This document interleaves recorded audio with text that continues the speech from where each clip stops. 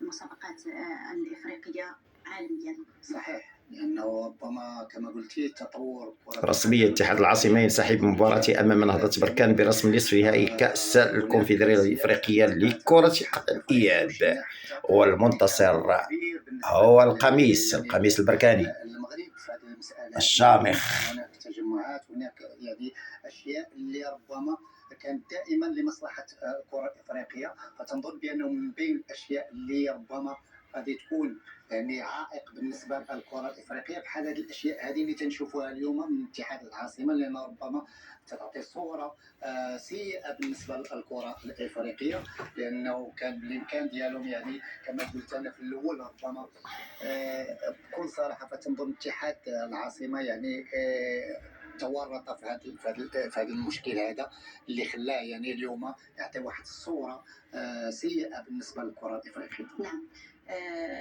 صورة كما قلتي سيئة لكرة القدم الإفريقية. انسحاب فريق اتحاد العاصمة الجزائري من نهائي مسابقة كأس الكاف أمام فريق نهضة بركان بعد ما انهزم في مباراة الذهاب ب3 أهداف ل0. انتصار جديد لفريق نهضة بركان في هذه المباراة، وبالتالي التأهل إلى المباراة النهائية لمواجهة فريق الزمالك المصري اللي تأهل على حساب فريق دريمز الغاني. ودائما نتابع صورة من بوابة يعني المستودع الملابس أو البوابة المؤدية إلى الملعب، كيف كتابعوا صور لاعبي فريق نهضة بركان اللي كانوا جاهزين متأهبين لإجراء هذه المباراة، لكن المنافس فضل يعني التشبث بقراره الخاطئ، وبالتالي عدم خوض المباراة ومغادرة يعني الملعب والعودة إلى بلده جمال الصيفي. احنا كنتابعوا هذه الصور دائما اللي كتأتينا مباشرة، يعني تجاوز الموعد ديال المباراة 4 ساعات تقريبا عن 8. يعني وفضل التهور صراحة، يعني لأنه الذين يعني دفعوا باتحاد العاصمة لهذا المسار يعني هذا النفق يعني المظلم هو يعني قرار لا شك أنه قرار متهور، ولم يقرأ ربما هاد التداعيات، ولم يقرأ تأثيراته على هذا الفريق وعلى أيضا الأندية والمنتخبات الجزائرية، لأن كما قلنا ستكون هناك مواجهات يعني مقبلة بلا شك.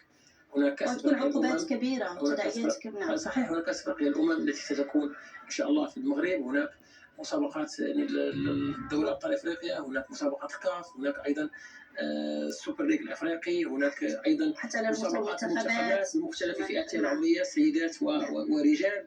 فهناك يعني مواجهات يعني مرتقبة يعني في المراحل المقبلة، وبلا شك لا يمكن لما حدث إلا أن يكون له يعني تأثير يعني سلبي على فريق اتحاد العاصمة وعلى كرة القدم الجزائرية. للأسف ما حدث يعني وسابقة يعني في تاريخ يعني المنافسات الأفريقية، أنه فريق يعني لا يخوض مباراة بسبب أن الفريق المنافس يحمل يعني خريطات بلاده، فهذا هو استفزاز صريح وهذا هو التدخل. خلينا نتسائل واش ما كاينش انسان عاقل انه يردهم للطريق الصواب؟ يعني ما هذا هو المؤسف، لانه كما قلنا انه هناك واحد النوع من التهور، واحد النوع من الهذيان، يعني تهور بطبيعة الحال، تهور أكبر تهور في التاريخ الكرة ديال كرة القدم، يعني من الحكمة يعني في معالجة يعني أمر مخجل ومؤسف.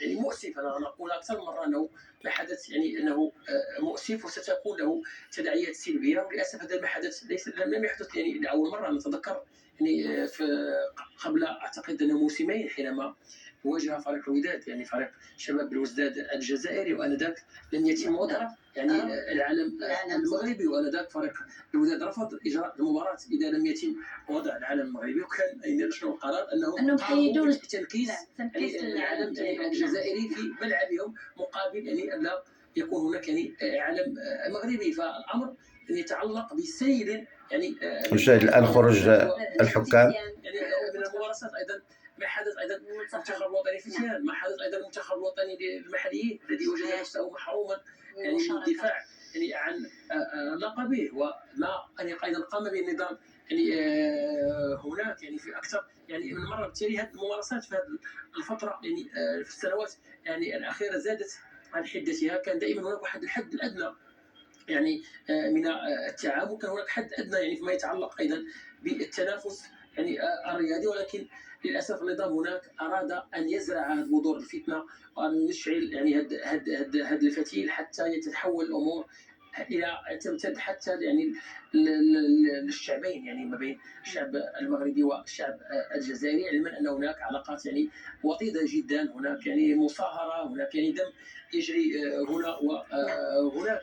نعم، نتابع جمال استفيدا دخول فريق نهضة بركان لاعبي الفريق إلى أرضية الملعب أمام تصفيقات وتشجيعات جماهير فريق نهضة بركان التي حضرت بكثافة لمتابعة المباراة ومساندة الفريق للعبور إلى المباراة النهائية. نتابع هذه صورة فريق نهضة بركان يلتقط صورته، طبعا حضور كبير لوسائل الإعلام الوطنية لتغطية هذه المباراة وما يرافقها طبعا من أحداث وانسحاب الفريق الجزائري عن هذه المواجهة.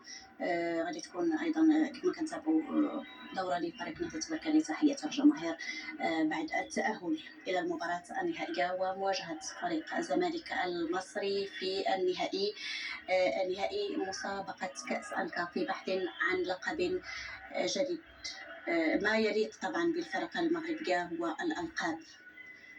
تحية كبيرة بعد أول الجمهور اللي حضر يعني وتيساند الفريق وتيساند حتى يعني الراية المغربية والخريطة المغربية. فتنظن بأنه ناتي تبين بأنه المغربي لما يعني تتقيسوا في بلادو ولا تتقيسوا في الرايه ديالو ولا تتقيسوا في الخريطه ديالو، اكيد بانه يكون التفاعل ديالو بهذا الشكل هذا. وهذا رد على حب يعني الشعب المغربي للرايه الوطنيه، للملك، للبلد، للخريطه. فتنظن بانه حنا تنشوفوا التفاعل ديال اللاعبين مع الجماهير. فتنظن بانه فريق نهضة بركان ربما والقميص ديال نهضة بركان ربما زاد القيمه ديالو يعني من خلال يعني هذه الاشياء هذه اللي ربما كانوا هما يفكرون بشكل اخر، فربما انقلب السحر على الساحر. فتنظن بانه ربما مساله ايجابيه بالنسبه للقميص ديال نهضة بركان. اليوم كلشي تيتكلم على نهضة بركان، تيتكلم على القميص، ربما حتى القيمه ديال القميص ديال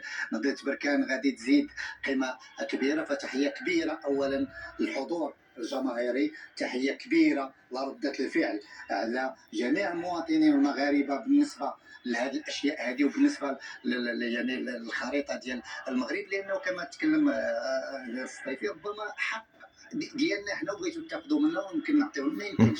تنظن بانه اشياء لانه اذا عاجل سيداتي سادتي رسميا اتحاد العاصمه ينسحب امام نهضة بركان بنصف في مباراته امام نهضة بركان برسم نصف نهائي كأس الكونفدرالية الافريقيه لكرة القدم اياب بعد انتصاره في مباراة الذهاب ب3-0 دون ان تلعب المباراة.